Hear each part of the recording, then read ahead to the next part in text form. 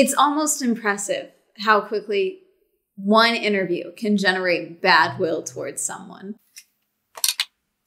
That's it. That's my intro. Hey, Amanda, you're watching Swell Entertainment, and today we are talking about the dumpster fire that was Liam Payne going on Logan Paul's Impaulsive podcast a few days ago. I've said this before, I'll say it again. I was never a One Direction girly. I just wasn't. I was always more of a Five Sauce girl. And I didn't find 5 Seconds of Summer through One Direction. I found 5 Seconds of Summer because my sophomore year, during my dance class, a girl in my class was wearing a shirt that had their logo on it. And I was like, what's 5SOS? And she looked at me like I'd shot her mother and then forced me to watch a bunch of videos of them and such. And I was hooked ever since. The rest is history. It's funny that this happens now because in my music marketing on TikTok video that I put out a little while ago, I mentioned about how I was in high school during the toxic fandom years, the fandom wars or whatever, of the obsessive fan bases of, say, One Direction and 5 Seconds of Summer. And sure enough, a few days later, Liam decides to go on the Impaulsive podcast and drink just a little too much whiskey.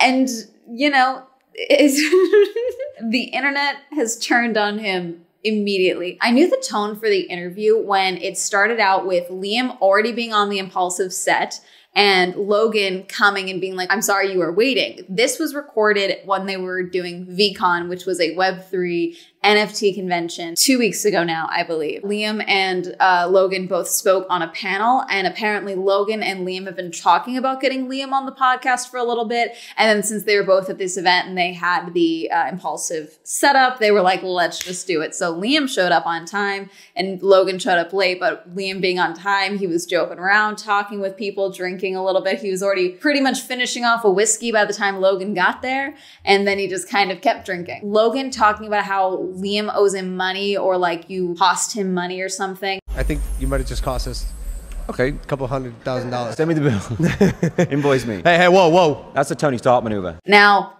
I personally think it's one thing to have Tony Stark be your favorite character. I think it's another thing to personally identify with Tony Stark. Don't ask me to explain it. I was like, oh, okay, we're putting himself on Tony Stark's level. That's where we're starting out this interview. Good to know. A bunch of things were said in this interview that fans took an issue with. Watching this full interview, there was a lot here that I really was interested to hear and I wanted to be expanded upon. Prior to this interview, Liam was not really on my radar in the way that I think he really wanted to be on my radar. Not that he wants me in particular to be on my radar, but I'm just saying like in general, this is how he wants to be perceived by the general public. I knew One Direction fallen apart. Obviously, my friend called me crying when they went on their hiatus and she knew the writing was on the wall and they were never gonna get back together. She's a hairy girl, so she's doing great right now. I knew that he had put out an album that was a bit of a mess, in my opinion, particularly his song Both Ways. As a bisexual woman, I had an issue with it. And so I was just like, okay, cool. I'm not gonna, consume his music, listen to his music. That's just my personal preference. I'm not gonna do it. And he was on my radar as well because he's been like, what's the word? Cozying up to influencers, TikTokers for a while now. He released a song with Dixie D'Amelio. He was making a lot of TikToks, a lot of influencers a little while ago. And I was just like, what are you doing? I'm not trying to disparage TikTokers in any way. That's not what I'm doing. It's just an interesting choice to do. Like you have someone like with the Halsey situation with the music, like potentially seeing, marketing on TikTok and having to resort to TikTok as backsliding. And then Liam kind of seeing this as like, yeah, they seem cool. Like, let me see what I can get from this dynamic. Not to say that he's using them or anything like that. Who knows what he's doing? But that just seemed like an odd choice to me, especially when, the people that he was hanging out with were much closer to his young fiance Maya's age. And again, she's young. There was some speculation on how old she was when they first started dating. And I do think that that's personally, from what I've seen, I think maybe it was PR at first or whatever, and then they actually got engaged. I don't know. It's up for debate. But currently, Maya Henry is his ex-fiance. It's seemingly publicly cheated on her. He went to like a party, got a little drunk, posed with someone, posted a photo. It looks so much like Maya that fans were tagging her in reposts of like, Liam posted a photo with fiance Maya, and it's not her. She had to comment, hi, I'm sorry, that's not me. And it's like really heartbreaking that I keep getting shown these photos. That's mortifying. I'm sorry. I'm not laughing at Maya. Like the situation is insane. And anyway, it was not Maya in the photo, and their engagement is now broken off. And we'll talk more about that in a second because this might be continuing on. My point is with bringing up, Liam's recent actions with cozying up with content creators and influencers is I'm surprised it took this long for him to do the Impaulsive podcast. And maybe he is as busy as he says. He is a dad, claims to have all these businesses. Who knows? And apparently he's really into Web3 and NFTs. Like I said with the Tony Stark comment, I got the sense right away that we were going to be dealing with an ego and maybe some narcissistic tendencies. The thing is too, is it's so weird watching this interview as someone who has like a parent I don't speak to, has like narcissistic tendencies and is just overall a terrible person and abusive. Like there's certain elements in how he's speaking that is very reminiscent of how this parent of mine speaks. And it's the whole thing of like, you can try and reason with them all you want. They believe what they're saying. They do believe that, they are this perfect parent. They believe that they are this perfect musician that was the honorary member of One Direction and, was meant to have the biggest turnout and outsold everyone, was stripped that down.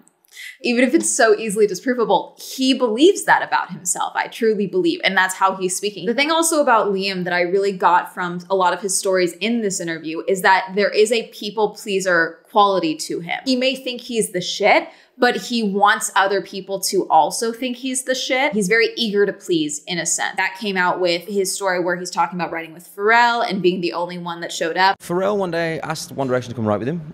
I turned up and I was the only member there. And I was gobsmacked. Waiting for people to tell him where to go, showing up on time, listening, doing what he's supposed to, like, oh, come back in 2 years. And he showed up 2 years later and was ready to go. And then, oh, they want to get rid of me. Do I have to come back or I'll be a part of this band? I'm getting ahead of myself. I know this is going to be all over the place, but there's a lot I want to talk about with this because I do think that this interview is fascinating in a lot of ways. And the things that fans are picking up on, I'm not surprised that that's what fans are picking up on. Like one line in particular that 5 Seconds of Summer was trending over this and Ashton liked to tweet. One of the first things that they were talking about was like the guys on the podcast were asking about, like, did you think you guys were going to be that big type of thing or whatever? And he was like, oh yeah, we were like this massive boy band, K-pop's doing really well. I mean, obviously we had 5 Seconds of Summer as well. They did pretty well. The thing about Five Sauce is that they were actually discovered from a YouTube video by Louis. And it's my understanding that in order to sign with Capitol Records and tour with One Direction as their opener, they signed a contract that 50% of their earnings would go to One Direction, even though they were touring, doing all these shows, working constantly. The lifestyle and the money involved was not matching up with what was being done career-wise. Because of that, fans were pissed that they said did well as in past tense, as if 5 Seconds of Summer isn't having an album coming out, didn't just celebrate 10 years as a band, aren't actively doing a worldwide tour right now. Ashton Irwin, who is the drummer of Five Sauce, he liked a tweet that says, well, he isn't making money off of them anymore, so I guess he doesn't bother to keep up with their much more successful career. Then, of course, you have people who are still defending Liam, being like, what the fuck, Ashton?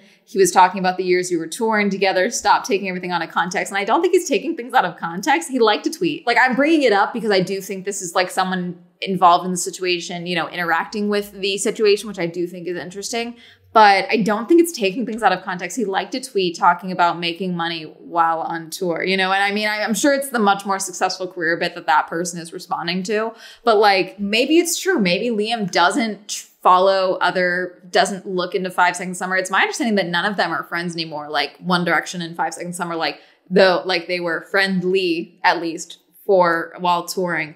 And then now it's my understanding that none of them talk, which I mean, time, different priorities, different career sizes, things like that, So maybe it is true. Maybe Liam just does think that Five Sauce is past tense and, not actively working and touring and making all this money because he's not getting that check anymore in his account. Who knows? I don't know. Who knows how long that was running for and all of that. So another thing I want to talk about is the honorary member of One Direction comment, because that's something that that's part of a story that I found very interesting and I wanted to hear more about because I'm nosy by nature and a lot of people don't talk about things like this. And Liam is someone who has an a first-hand account of something that a lot of people don't. And it would be interesting to hear more about that. But no, we got to focus on the One Direction bit of it. So Liam went on the X Factor when he was like 14, made it to like the top 25, and then Simon booted him off. And so Simon took him and his mom out to dinner afterwards and said, like, listen, you're just not ready right now. Like, go get your education, come back in 2 years. And, you know, I think this will be something different. Or who knows what was actually said, but that's what happened. 2 years later, goes back on the X Factor and is about to get kicked off. But instead, they're like putting him with this group of people with One Direction. And calls up his dad and is like, they want to put me in a group. Like, they were going to kick me off, but they're going to put me with this boy band. He said, well, you can either be 100% of nothing or 1/5 of something. And I thought, very clever, Jeffrey. Again, I truly believe that Liam believes that it wasn't so much as they wanted him to be a part of One Direction, and so much as they wanted One Direction to be with Liam, you know? Truly believes that them trying to make One Direction work and keep these guys and get them all together and put Liam with these guys or these guys with Liam, whatever you want to believe, that was part of Simon's, you know, like, I'm going to make this work for you. Like, you just got to grow into your voice a little bit, or who knows what's it. That's the line I always hear with people that are super young going on these shows. Think your voice isn't mature enough yet. Like, you're still going through puberty, or it's just starting, or you haven't gone through it yet. Your voice is still maturing. And it might be a good idea to wait a little bit before you come back and we try to make something of this. And I think that that's not unfair. You know, your voice does change here and there. But even then, it's like, he did wait 2 years to come back. Like, he totally did. He did that. And I'm just like, again, that people pleaser part. It's like, okay, cool. If I do what I'm told, then I'll do well, you know? Like, and maybe that's just type A. That may not be people pleaser, but like, there's that. But within that, Liam was talking about how, you know, he went from making money and being on the X Factor and, you know, being in people's households on the X Factor to then having to go home and having it all taken away from him really quickly. It's a lot for anyone to go through, let alone a teenager, you know, in your awkward phase. And you just came from thinking, I'm amazing. Everyone agrees. I have the X Factor. Everyone's told me my whole life I'm so talented. Here's this being proven, and then having it yoinked away and having someone say, you're good, but it's not your time. And what that would do to you. At the time, social media was not what it is now. And so, like, it's a very different situation then than it is now. And it would be interesting to hear Liam break down, have people be aware of me from being a nobody. And then now I'm just watched and scrutinized, and I'm just constantly reminded of the fact that I didn't succeed. I didn't win. And even if he does see it as, okay, it's just not right now. It's not that I lost. I'm just not ready right now. They'll be ready for me then.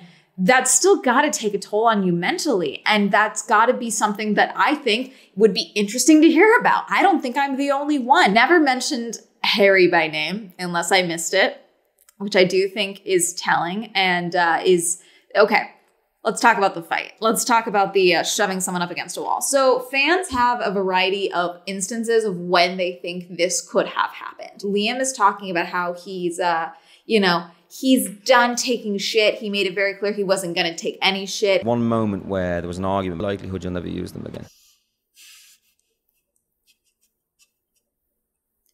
You're bullying a future U.S. Army soldier. I gotta find that Vine. That was one of my favorite ones. That one was good. Just the confidence of a child. The co-hosts, of course, are like, wow, that's like intense. And he doesn't say the name, but earlier in that, he had talked about Zayn because Logan, so many L names. Anyway, Logan was sharing how they had an issue with a similar member of the group, Zayn, because Zayn and Jake got into it, like they had an interaction or something, and then Zayn went to his hotel room and was like pounding on the door. No, Zayn was inside his hotel room, and either Logan or Jake was outside being like, let's just talk, man, with the vlog camera on it. And Zayn's screaming and all of that. And Logan's like, oh, fuck, Zayn and my brother are going to fight, you know? And then Gigi Hadid went on Twitter and was like, oh, ugly and irrelevant and all that stuff. And I did think it was funny that Logan was like, and Jake is ugly, but he's not irrelevant. And I don't know, as a big sibling, I resonated with that. I think it's another thing to comment on someone's upbringing, especially when, again, I don't know what the situation is. I remember specifically when Zayn bought his family a house. Like that was like a big deal. I don't know. I think all families are different. I mean, I'm saying that as someone who has a very supportive father and a parent I don't speak to, you know, like I think all families are different. And, you know, that I would be lying if I said that my experience hasn't shaped me as an individual. I'm a bitch with an opinion for a reason, you know? It's a weird comment. And again, when I'm saying like, I'm not surprised people are commenting on this, I'm not saying that like, oh, fans should just accept that and move on. I'm not saying that at all. You have the right to respond to a piece of media if the media is given to you. And it's not like this was an edited thing out that was left on the cutting room floor and then they like leaked it somewhere. Like, no, this is in the interview. Like Liam is making these comments about Zayn and commenting on his upbringing. It's odd. It's weird. But as far as the actual instance of someone shoving him up against a wall, we have been trying to figure out, one, when was this? And two, who was the one who did it? People are fairly certain it's not Louis, because Louis and him are friends now, but I mean, maybe he would have said his name because he already had said it in the interview. It probably isn't Zayn because he clearly has no problem throwing Zayn under the bus and making comments about his upbringing. So maybe he would have no problem with, and again, I believe he says this after he's talking about Zayn potentially fighting Jake. So I mean, it wouldn't be surprising if it's like, oh yeah, no, he shoved me up against a wall one time. He isn't like, it wouldn't be surprising to me if that was like a leap. I think people have decided that there's reasons of why it wouldn't be Niall. Like Niall wouldn't do that. People are fairly certain that it was Harry is the one that shoved Liam up against the wall because Harry, I don't think Harry's name was ever actually said in this interview. Again, unless I missed it. He has talked about Harry before. I believe talked about, this was around the time that the both ways instance was going on, but he was talking about like, he did an interview or something. And in the interview, he mentioned like, oh yeah, I don't really want him around Bear or something. Bear is Liam's son. I'm not doxing his child's name. He says the name Bear in the interview. Like, I wouldn't want him around Bear. I don't want him, you know, with lipstick and painted nail polish or something, like made a comment about the way that Harry expresses himself and how he dresses and things like that. And fans ripped him apart. It was brutal for a few days after that one. It was brutal. I'm assuming that Liam learned his lesson to not talk about Harry. So people are fairly certain that the one that physically shoved Liam up against a wall was Harry. There's a variety of reasons of when this may have happened. Again, allegedly, this could all be fandom nonsense. But the one story I heard was that this was after Zayn left the group. Liam was drinking or was sober and made a comment about Zayn that may have been racial in nature. The shoving up against a wall was in response to that. Allegedly. Again, could all be fake. People are fairly certain that it was Harry, but there's a couple instances of stories that I heard where Niall is mentioned. So I'm like, could it have been Niall? This one in particular was that they were supposed to go on stage and or something, and Liam went off and drank. He talks heavily about drinking in this, not like he has a problem. He calls himself like a proper English bloke or something like that, but he talks about drinking quite a bit. He obviously is drinking throughout the interview. But the story I heard potentially is that they were supposed to be going on stage or something, and no one could find him for 3 hours because he was drinking and showed up drunk. People were worried. Niall was worried, and that's what led to, and like you were like brushing people off when they were worried about you for not being able to find you for 3 hours. And that's when the shoving up against a wall happened. Like, fuck you, we were worried about you type of thing. There's a couple other instances, but I mean, those are just the ones that I heard mainly. But again, who really knows unless someone behind the scenes is like, I was there. Here's how I know who it was and what happened and all this. I really don't think it was Zayn. It may have been Harry. Talks very briefly about therapy and talks very briefly about how some things have affected him now from when he was touring with One Direction as a literal teenager. He shows a photo of like outside of a hotel, this sea of girls just waiting to see them, and like hands it around, and all the guys are like, oh my God, like they're not prepared to see how many people were waiting outside of their hotel room and all this stuff. Point says like, yeah, at a certain point, the safest option, the cheapest option for the talent and for the fans outside is just the lock on the door. So that it was often that we were just locked in our hotel rooms until they could get us to go to the next venue and do all of that. Something to be discussed, you know, like, okay, let's talk about how were you treated during this time? You know, you were a teenager for a lot of this.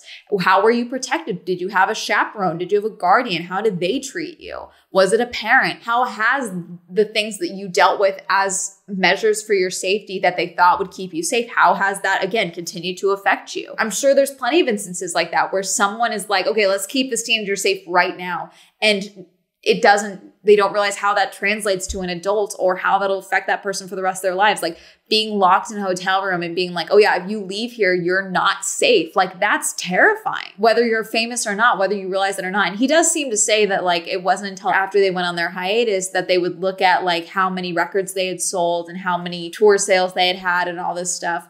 And he would call Louis up and be like, we did something really cool, huh? Like we did something pretty big. One Direction ended, he was going to have this insanely popular solo career. Maybe he thought he was the Justin Timberlake. There's a lot of people that say he was going to be like the JC and then Harry became the Justin and all this stuff. But these are instances that Liam is uniquely qualified to tell us about that a lot of people, one, can't relate to or can't speak about because they're still actively under their contracts. Like you were part of One fucking Direction. Not a lot of people can talk about like how were you guys protected? What type of media training did you have? And why did you ignore it to do this interview? Like there's a lot that you can talk about that like it would be so interesting that your fans would love to hear, that One Direction fans as a whole, whether they like you or not, are gonna love to hear. This is also partially where I want Logan to like not have better interview skills, but yes, but also like there's just certain things that he would not know because I think they all said that they weren't super familiar with One Direction, except for one of the co-hosts.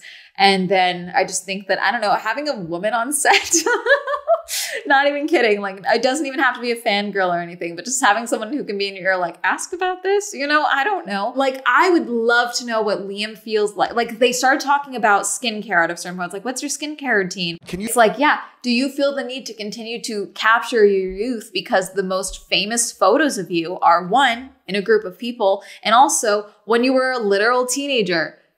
Like, how does that affect your image of yourself? Do you always feel like you're going to be playing catch up with your teenage self? Like, these are interesting questions that I think would have good answers to them. Hopefully, maybe he'd brush them off. Maybe he wouldn't answer and be like, hey, fuck you for making me talk about how I'm a washed up hack at 28. You know, who knows how he would react to that? But the question would be nice, you know, especially like when it's like, it was just like kind of like an ego circle jerk at this podcast a little bit. They went back and forth talking about boxing and fighting.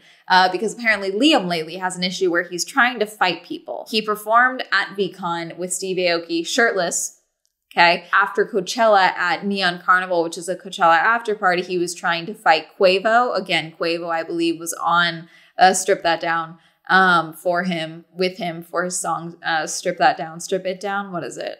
Strip It Down for me. I think Strip It Down.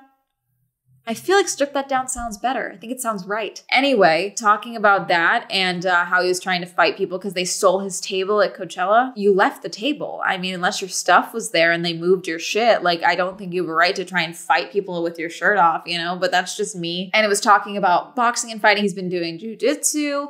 They were talking about who you would want to box. He said he would want to box someone. And okay, here's what I want to talk about because I've made people who shouldn't be boxing that box my business.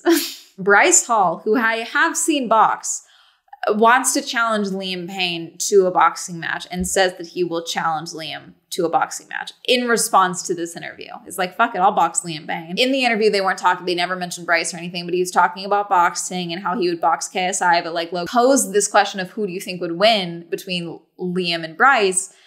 People were like, well, like Liam boxed during One Direction touring years. Like that's how he stayed in shape and stuff.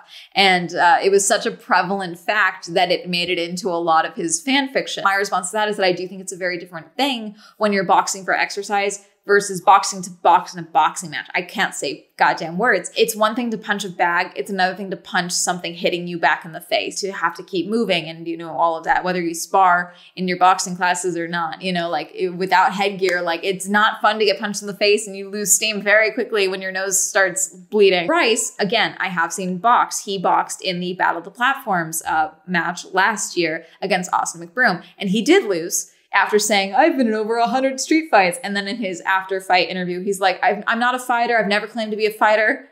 You did claim, but whatever. I still think that was funny. And though Austin won that fight, I don't think Bryce is a bad boxer. And I don't think that match in particular is indicative of his boxing abilities because, and I compared this one again to Creator Clash, which I just went to, because the Battle of the Platforms was an open air arena. There was a freak like tsunami, not a tsunami, there was a freak monsoon like 2 hours before the matches actually started. And it was so humid. It was so uncomfortable. My kneecaps were sweating. I didn't even know that was physically fucking possible. I was exhausted by the end of that match and I wasn't fighting, you know? And I think that I could see how it affected pretty much everyone boxing. Like it was draining them. A lot of people were not prepared for that environment to box in. And with Creator Clash, it was very different because we were in a closed air arena. It was much smaller and I didn't see the environment affecting them nearly as much because of that.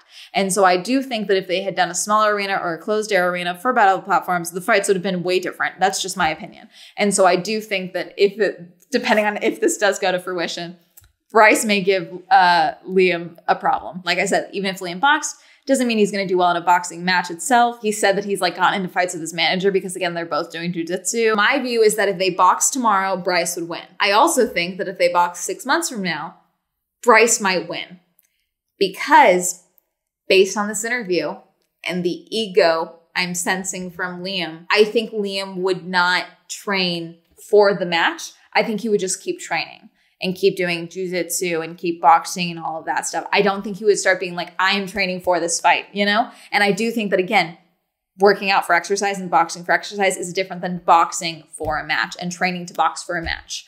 And so I think that he would think like, oh, I don't need to take this that seriously because it's Bryce Hall and I'm Liam Payne. And I think that Bryce may destroy him if he takes it like even a modicum of seriously. Like that's it. Do I think this fight is going to happen?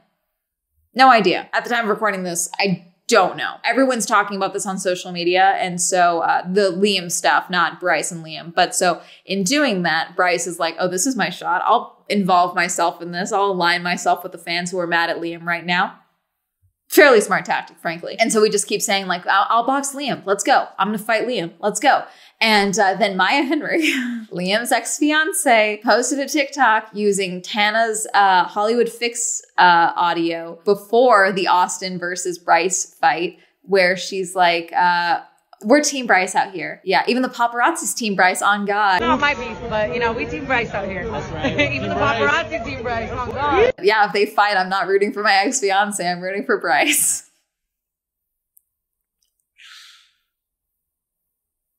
I want to see this happen. I really do. I want to go. My friends who don't go to any of these boxing matches with me are like, we'll go. Like, we'll go with you. So I want to see this happen. I think it'd be great. I want to be ringside. I want to see how this will go. I think this is the natural progression of Liam Payne's career, is boxing TikTokers. I think that's where this is heading. Anyways, that's really all I mainly wanted to talk about, is trying to get people to rally behind the fight.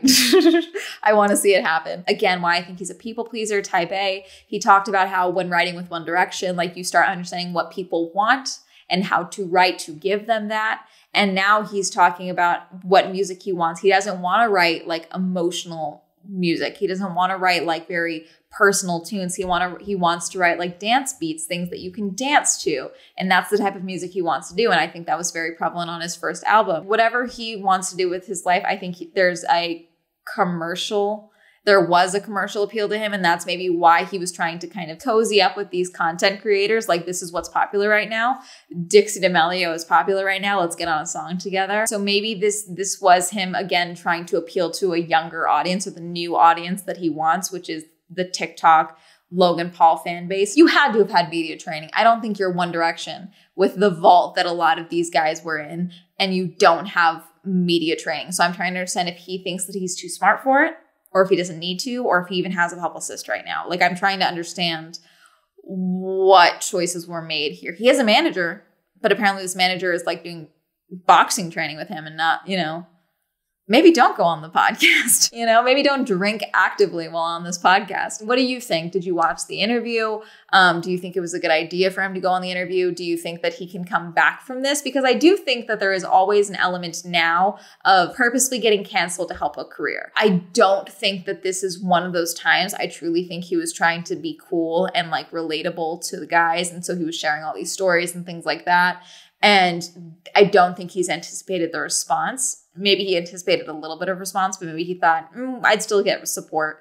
And though there are still supporters, I don't want to say that I'm not erasing Liam stans or anything like that. It is still overwhelmingly not fans of Liam right now. So let me know what you think. Comment down below. Reminder, I have a podcast, the Swell Shenanigans Podcast, new episodes every Wednesday. Reminder, I have merch like that mug back there. Shout out to my patrons. Thank you so much for supporting me on Patreon. If you'd also explore my Patreon, love you down below. If you'd like to let me know my social media, that'll be up here. And that's going to be it. Have a lovely day. Goodbye.